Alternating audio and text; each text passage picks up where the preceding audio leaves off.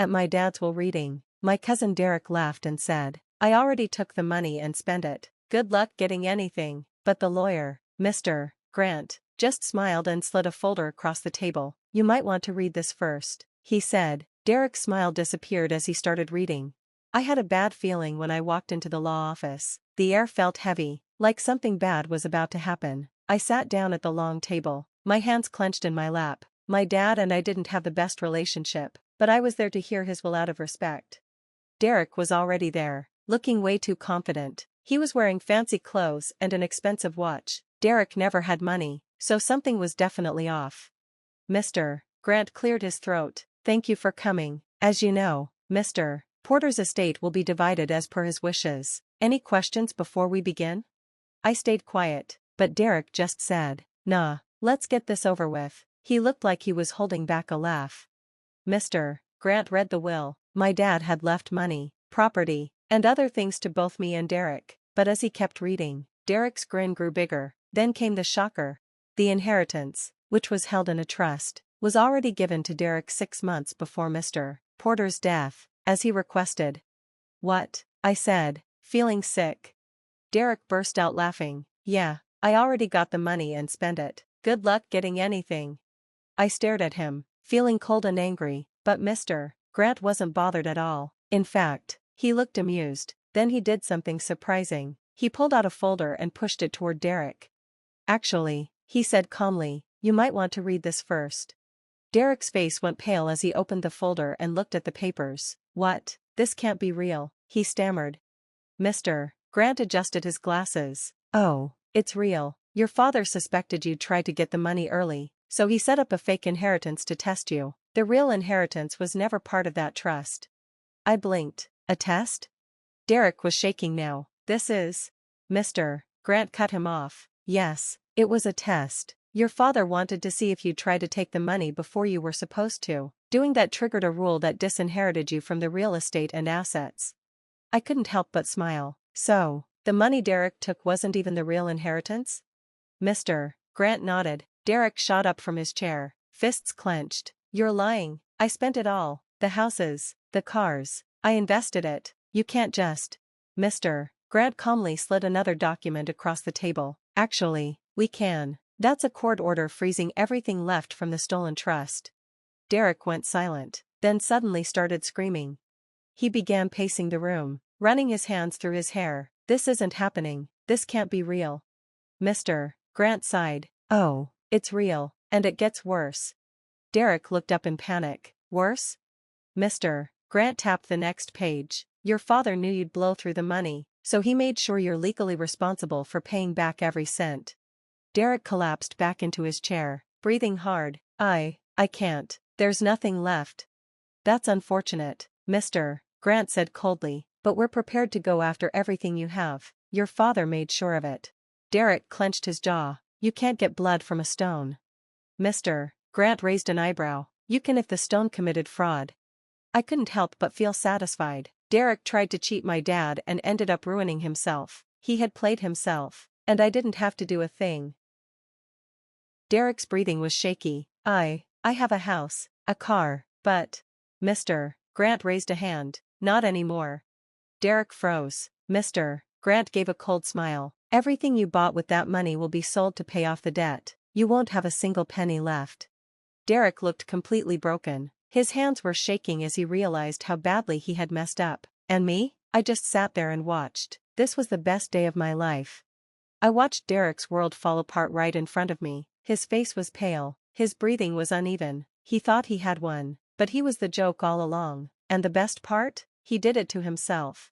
Mr. Grant started packing up his papers, ignoring Derek's meltdown. You can review the documents with your own lawyer, he said, but I suggest not wasting time. The court orders take effect right away.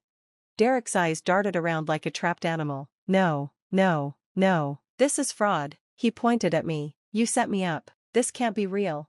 I chuckled. Oh, it's real. Derek shot up from his chair, nearly knocking it over. I'll fight this. I'll sue. This is a scam. You can't just take my money. Mr. Grant looked bored. It was never your money, Derek. It was a trust you stole from your own uncle. And now, you're facing the consequences. I expected Derek to lose his temper and start screaming, but instead, he did something worse. He smiled, a creepy, twisted smile. "You think I'll just let this happen?" he said softly. "You think I don't have options?" I tensed up. Mr. Grant's grip tightened slightly on his briefcase, but he didn't show any fear. Derek leaned forward, his voice low. "Here's the deal. You call this off, and I'll make sure nothing bad happens."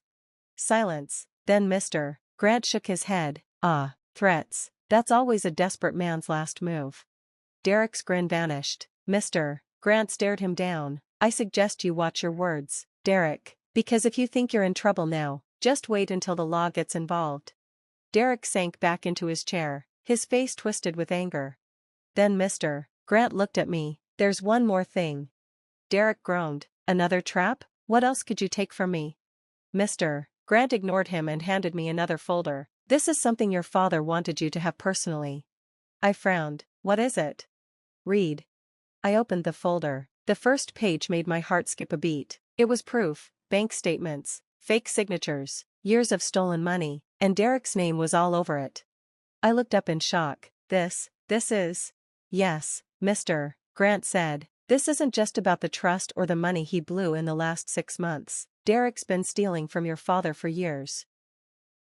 I could hear Derek's breathing getting heavier. His foot was tapping quickly under the table. "You're lying," he said through clenched teeth. "No," I said, flipping through the papers. "You are. These are loan applications in my dad's name, secret withdrawals, even a forged property sale. Derek, you weren't just greedy, you were a criminal." Mr. Grant turned to him. "Your uncle didn't want to press charges while he was alive, but after his death, he told us to move forward." Derek looked like he was about to be sick. I closed the folder, my mind racing. "So, what happens now?" Mr. Grant sighed. "Well, that depends." He turned back to Derek. "If you cooperate, we might settle this civilly, but if you fight, we'll pursue full legal action, including criminal charges." Derek's mouth opened, then closed. He knew he was trapped. I thought that was the end, but then Derek did something I didn't expect. 3 days later, Derek disappeared. No calls, no emails, no trace of him. At first, I thought he was just hiding, but then I got a call from Mr. Grant. "We have a problem," he said. My stomach dropped. "What kind of problem?" "The kind that involves fake passports and trying to run away." I sat up. "You're kidding." "I wish I was." Mr. Grant sighed. "Derek bought a one-way ticket to Argentina. He's trying to escape." I felt a slow burn of anger. "Did he make it?" There was a pause. Then Mr. Grant chuckled. "No, he got caught at the airport." I nearly fell off my chair laughing. Derek was arrested at the airport with a fake passport, a suitcase full of cash, and a very expensive watch he didn't own anymore. Faking your identity while being investigated for financial crimes? Bad idea. And just like that, Derek went from a cocky con artist to a wanted fugitive. The court seized everything: his house, his cars, his bank accounts, even his personal stuff was sold to pay his debts. And me? I got everything my dad wanted me to have. Derek didn't give up easily. He spent months fighting the case, but there was too much evidence. In the end, the law caught up to him. He was convicted of fraud, theft, and attempted identity fraud. His sentence? 15 years. I visited him once, just once. He looked different, thinner, paler. The arrogance was gone, replaced by something broken. "You happy?" he spat through the glass.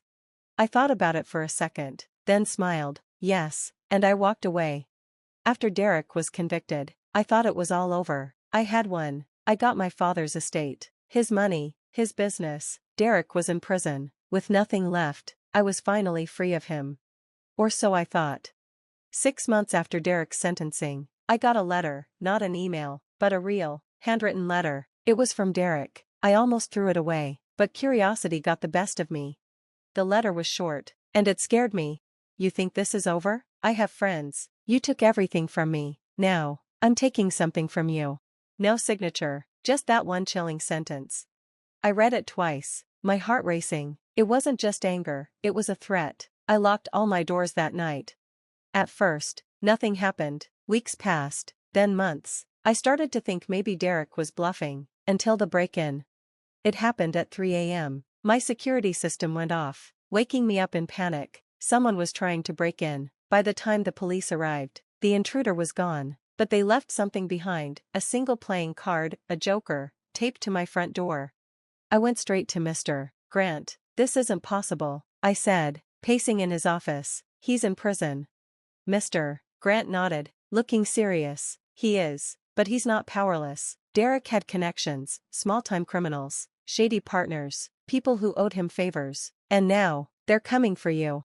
That's when I decided, if Derek wanted a war, I'd give it to him. I hired a private investigator. If Derek had people working for him on the outside, I needed to find out who. The PI, a guy named Henderson, was good. 2 weeks later, he came back with names. Derek still had 3 key people running his dirty work: Victor Cole, a former accountant who helped him hide stolen money; Ray Bones Martinez, a tough guy who wasn't afraid to use violence; and Samantha Price, an ex-girlfriend, smart, dangerous, the real mastermind behind Derek's plans. Henderson leaned back in his chair. "These people, they don't scare easy, and they don't give up." I clenched my fists. "Neither do I. I needed to do what my dad did to Derek, set a trap. So, I made it look like I was moving all the estate's money into one weak account. It was a lie, but I made sure the right people heard about it. It worked." 3 days later, Samantha Price showed up at my bank, trying to take the money using fake documents. She didn't know the account was already flagged and the bank manager was working with the police. The moment she handed over the fake papers, the alarms went off. They arrested her right there. Samantha broke down fast, facing serious charges. She spilled everything. Victor Cole, arrested for fraud and tax evasion. Ray Bones Martinez, caught with illegal weapons and other crimes. Derek, turns out, he was running everything from prison using a smuggled phone. When they searched his cell, they found plans detailing how to attack my accounts, my house, even my family. That sealed his fate. Derek's original 15-year sentence doubled to 35 years, no chance of parole. I didn't visit him this time, but I sent him a letter. It was short and clear: checkmate. I never heard from him again, but I knew he read it and understood I'd beaten him for good. Derek's plan had completely fallen apart. His partners were arrested or turned against him. His sentence was extended, and he'd be stuck in prison for most of his life. I should have felt relieved, but I wasn't done yet. Even in prison, Derek was trying to fight back. He hired a high-priced, shady lawyer known for helping criminals. Derek was desperate. He had nothing left to lose. His lawyer sent me a letter demanding a settlement. A settlement. The man who stole from my father and tried to ruin me was now begging for money. I laughed so hard I nearly fell out of my chair. Then, I took action. I hired the best lawyer I could find. And I didn't just fight back, I countersued him for damages, emotional distress, and everything he tried to take. The case moved fast. The judge looked at Derek's history and threw out his case immediately. My countersuit? Approved. The court ruled that everything Derek had left, his belongings, his prison wages, even any money he might get in the future, would go to me. Every dollar he would ever make, mine. Even in prison, he'd be working for me. I sent him one last letter: "Now you work for me. Enjoy the next 35 years.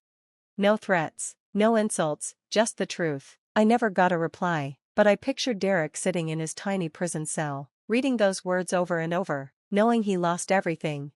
Derek always thought money was power. He thought he could lie, cheat, and steal his way through life, but in the end, the law and karma caught up with him. And me? I was finally free. Derek was exactly where he deserved to be.